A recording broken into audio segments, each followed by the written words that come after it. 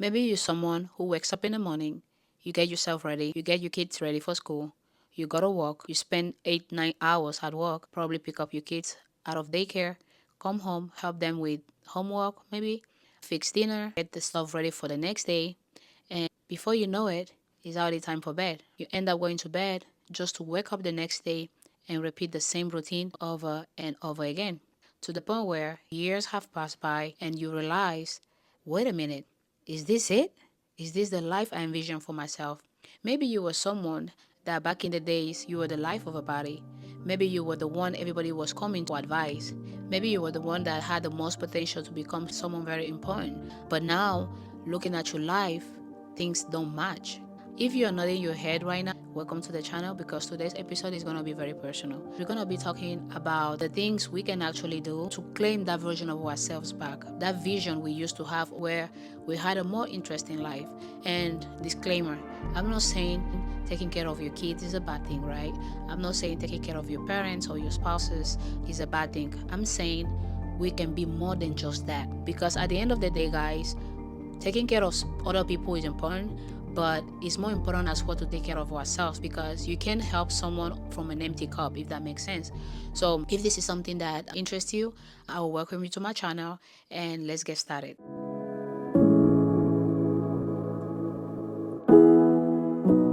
With that said, we're going to be talking today about the cost of staying the same.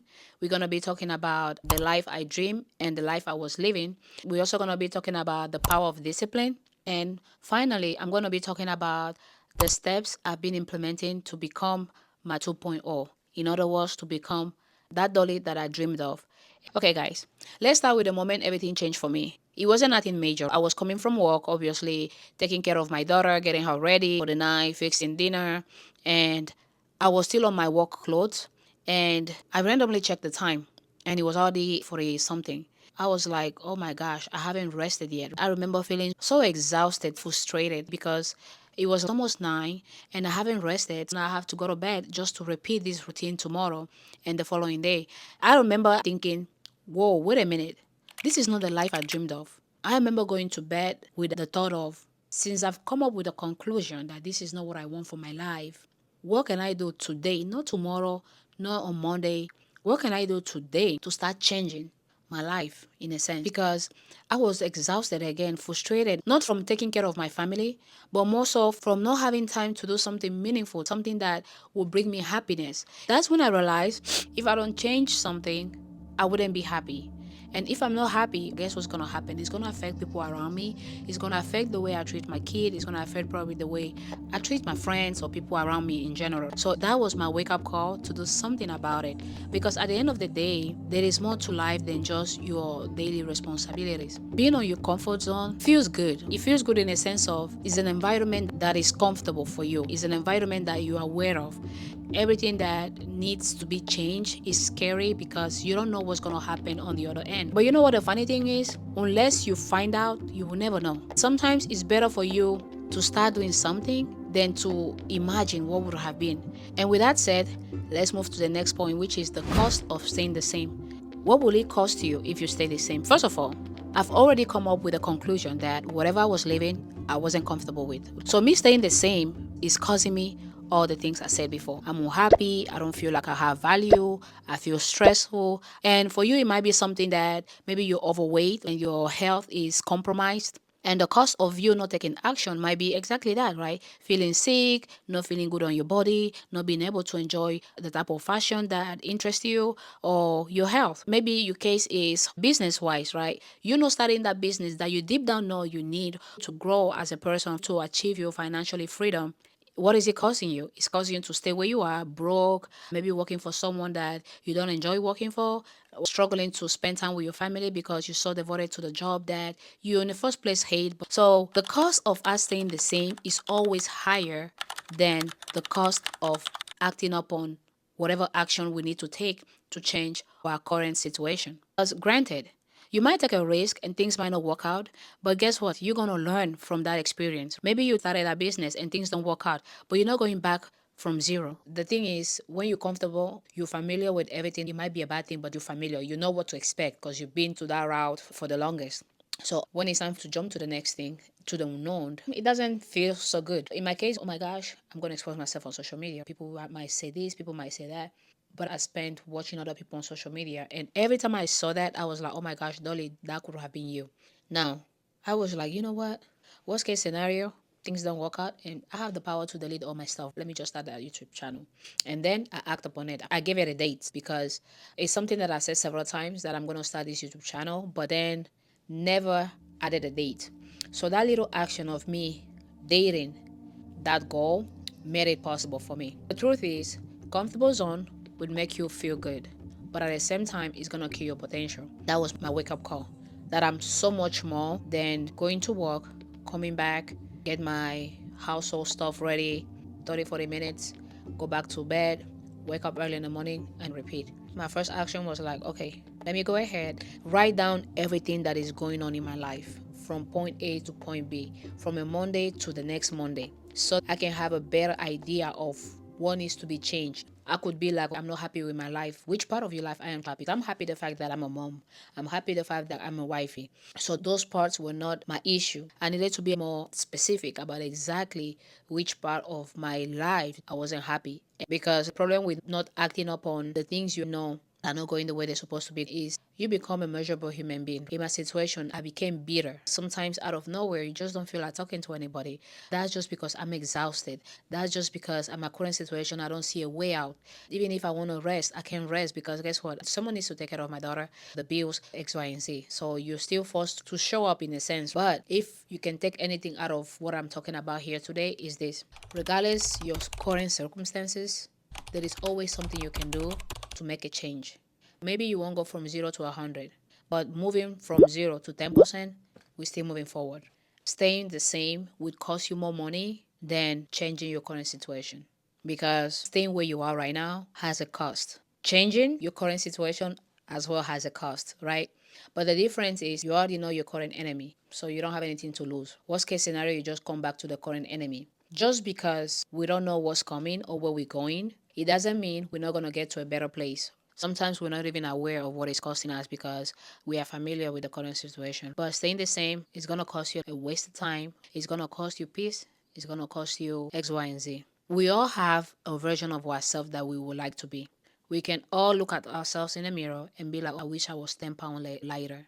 I wish I had more money at the end of the month after paying my bills. I wish my health was better. I wish I had a better car. I wish I had a better house. I wish I could travel to X, Y, and Z. You get my point? Every single one of us, it doesn't matter if you have $1 million on your account. Most of the time, we have an idea of what needs to be done to become that version of ourselves. Maybe we won't have exactly the details to tackle that, right? Because we are not familiar to that zone per se. But in a sense, we all have a roughly idea of what needs to be changed. Or more likely, we are aware of our bad behaviors. The only thing that sets you apart from that 2.0 prototype version of yourself is the actions you take daily.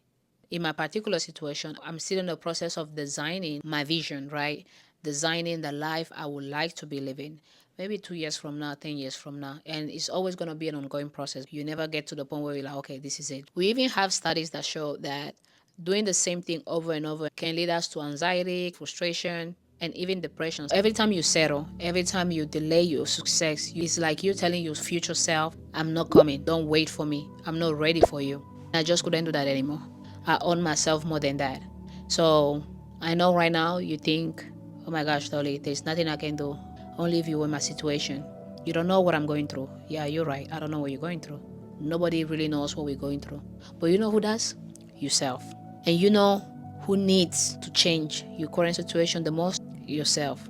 And if you're a mom, just think about your kids. Sometimes we are okay with the things that happen to us. Well, whatever, I will deal with it. But indirectly, your actions affect other people. In my situation, if I stay in a job that I feel miserable, I come home, I'm not the best version to spend time with my daughter. I come home tired, exhausted, and maybe she just want to spend some time with me, and guess what? I don't have the time to spend with her, a quality time. It might not seem like a big deal, but in a sense, it's going to be affecting her because she's not evolving those abilities with her mom. Another example would be if you broke because you don't want to raise yourself to the unknown, to a position that maybe you can make more money. That money could give your kids a better experience, a more purposeful life. Maybe on summer, afford to take them out of the country to explore the world, right? Maybe it's buying them quality clothes instead of just going to Walmart because that's what you can afford. Or maybe it can be something so shallow as to afford buying them some treats when they need it. The point I'm trying to make here is you have the power to change your current situation. It's not going to be an easy process, and it's okay not to know where to start. But the main thing here is to acknowledge that we need to start. In this stage, we have to be brutally honest. It's one of those things that the more honest you are, the better, because you can find the solution that is exactly what needs to be taken to solve that issue. You don't have to show anybody what you're going to find out about yourself. It can be sometimes embarrassing, especially as I said earlier. Growing up, we probably had a vision of ourselves that right now doesn't match with the current situation. But you still have to be brutally honest so that we can find out exactly what we don't want and put actions in place that go against that thing that we don't want. And why is it important for us to be specific? You saying things like, I want peace, or I want a strong body, I want to be rich. It doesn't really mean anything. Most of us, we say those things almost daily, but we don't take actions upon that. And that was exactly what I was going through. I would say things like, I want to be a content creator. What was the reason? I want to be a content creator. When? I want to be a content creator. What's going to change if you become a content creator? In my situation, being a content creator meant more than just having a viral video out there. First, I needed to be very honest with the fact that I was full of excuses, because me saying things like I can be a YouTuber because my parents might think this of me, or my friends from high school, or blah blah blah blah, deep down didn't really mean anything. Those was just excuses to support my fearness of becoming a content creator. Two, procrastination. Oh, I'll do it. I'll wait until I have that. I'll wait until I have this. So it was always something out there that was avoiding me from taking action, right? And that was me just feeding my mind the same lies about why I couldn't become a content creator. I was full of burnout. I was full of exhaustion. I got to the point where I felt like my life was to serve everybody else but myself. My family is demanding to have, let's say, steak and some potatoes and some gravy. Now, even if I'm exhausted, I will go ahead and get it done because that's what they want. I want to make them happy. But on the process of me making them happy, am I making myself happy? I don't think so. Now, this is by no means saying you don't have to serve your family. There are some moments where we actually take pride, right, on serving our families. But if I'm exhausted and all I have is 5 minutes to recharge my batteries, but then I don't do that, it's going to affect my family member as well, because then you might get sick, or you might get depressed, or things a little bit more serious. Then at the end of the day, if those things happen, guess what? You won't be able to serve them. So those things were like a mind shift that I needed to take action upon, because I felt like I was losing my identity and I was getting comfortable with that. And that was a wake up call that I wasn't raised that way. Because one thing for sure, I was raised by someone who is very strong minded, someone who taught me about being empowered, and not in a negative way of the word, right? So as a kid, always had a vision of who I'm gonna be as a grown up. And along the way, I kind of lost it. And I was like, no, we're not doing that. Because in my case, I had a daughter. So I need to set a better example for her. Going back to the concept, the life we want versus the life we live in, the secret is on our daily habits. I needed to have a clear vision of the life I wanted to then find what kind of habits will I need to implement on my daily life to make that life happen for me. And once I had a clear vision of what life I wanted, I started questioning every single habit I had in place. A practical example, let's say what I was envisioning was to be 20 pounds lighter. So, what would someone that wants to lose 20 pounds should do daily?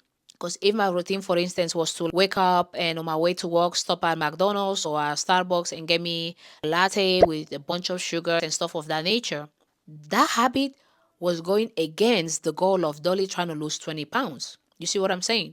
So maybe the habit of someone trying to lose 20 pounds is, first of all, get your meals ready. Go to the grocery store and buy some healthy options based on a meal plan, right?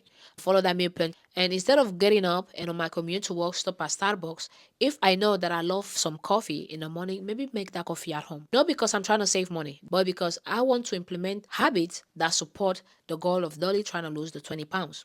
So maybe the habit Dolly needs to put in place is like, okay, maybe I need some vitamins to support my process of losing the weight and getting healthier. Maybe I need to drink more water. Maybe I need to find a program that I can follow to support the goal of losing weight. My point is, the first thing Dolly's gonna do the moment Dolly finds out that she wants to lose 20 pounds is what? Nutrition. So I'm gonna focus on what type of nutrition do I need to support my goal of losing weight. Exercise. What kind of exercise do I have to do to lose weight? Hydration. What kind of hydration? Vitamins. I can keep going on and on. Now, once I have those big pillars, deep in again, what am I going to be eating? Am I going to buy a program to lose weight? Am I going to get a coach? Am I going to do some research on some recipe ideas? Oh, I need to work out. Okay, am I going to be working out? What am I going to be wearing while I'm working out? What type of workout am I going to be doing? So, from every pillar you get, you have to deepen into that pillar until you cannot find anything else. Let's talk about discipline. Being disciplined is not sexy, it's not attractive, it's not exciting, it's not glamorous, but it's a powerful tool that can take us to a point A to a point B real quick. Here's an interesting fact. Discipline is like a muscle. The more you work that particular muscle, the more it grows. When I started showing for myself in tiny ways like wake up earlier, exactly at the time I set my alarm, and I added a lot of boundaries with my distractions. Monday to Thursday and sometimes Friday, I don't watch TV at all. Those tiny habits, I had to put them in place to become a better Dolly. Now, as I stated earlier, it's always going to be a work in progress. There's no way we're going to become perfect, but I'm in a better space mentally, physically, and emotionally. And by being on that stage, guess what? People around me get to enjoy me better. So, with that said, these are the first step of me becoming my 2.0 prototype. One, get brutally honest with yourself. In this stage, we're not holding back. We're letting everything out. Every single bad habit you think you have, every single aspect of your life that you're not content with, we're going to write it down because that's exactly what I did. I did a life audit. Like, Dolly, where are we? Why don't we like where we are? Until I got to the point where there was no way for me to answer the last why anymore. So I broke everything down to the T. For instance, body wise, oh, I don't like the way I look in the mirror. Why? Because I can't fit on my clothes. Why? Because I gain weight. Why? Because I haven't been very cautious about what I eat. Why? Because I've been feeling stressed. Why?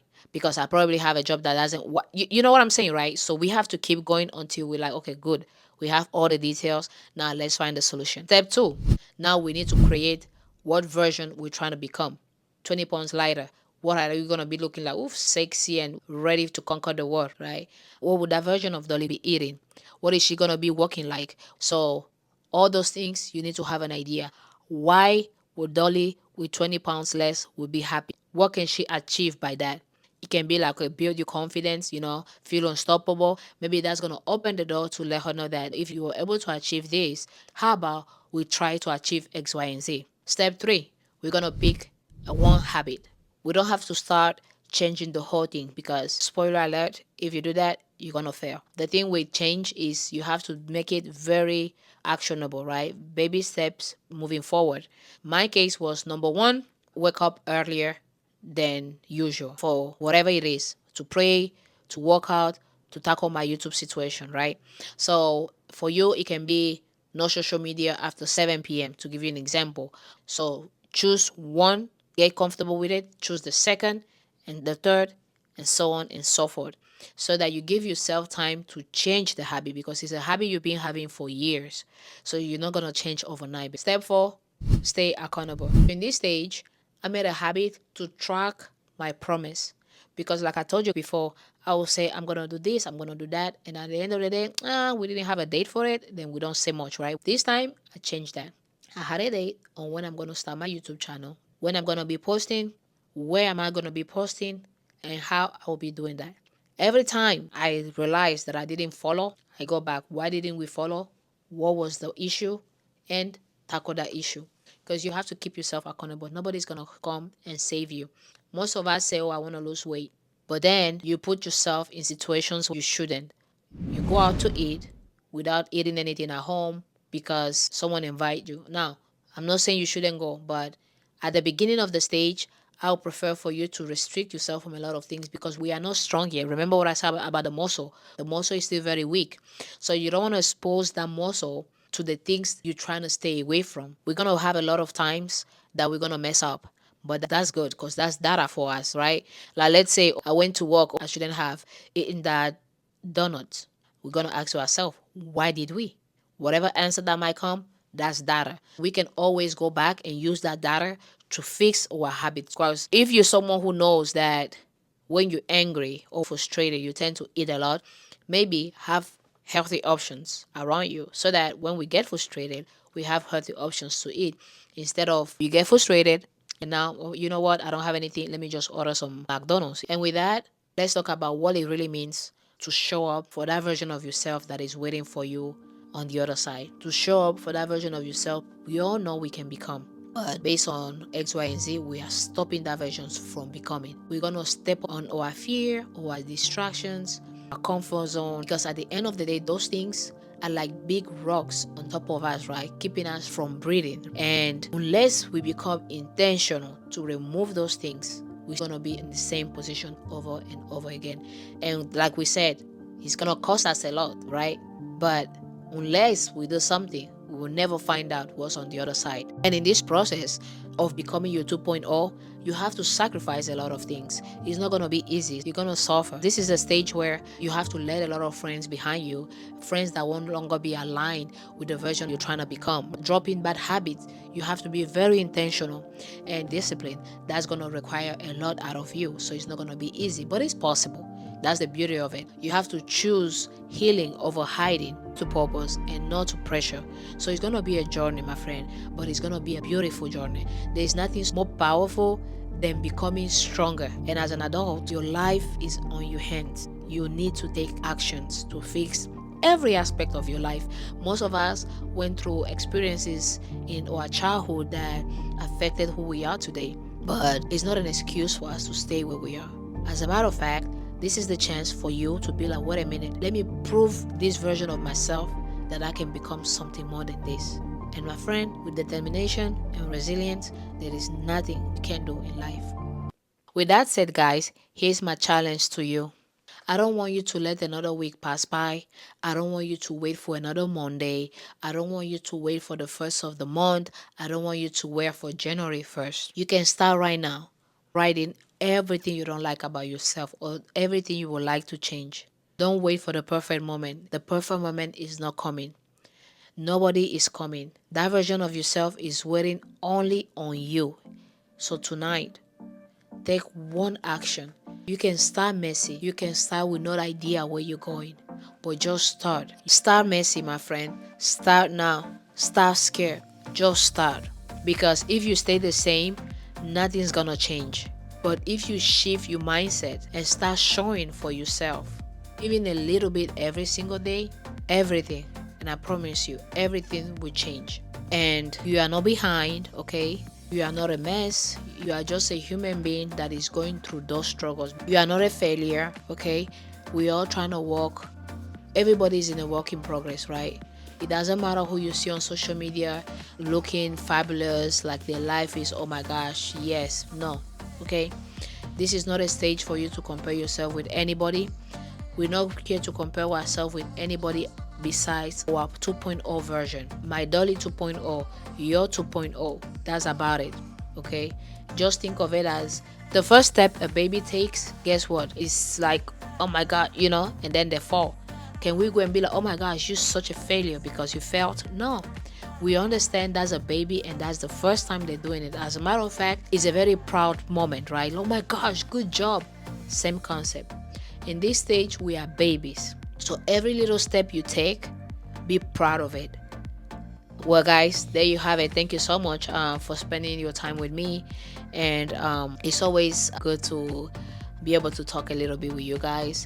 And like always, if you found this a little bit interesting, just a little, maybe not much, just kidding. If this helped you in any kind of way, please share it with a friend, a family member, or anybody out there that might need it, because we're in this together, okay, ladies?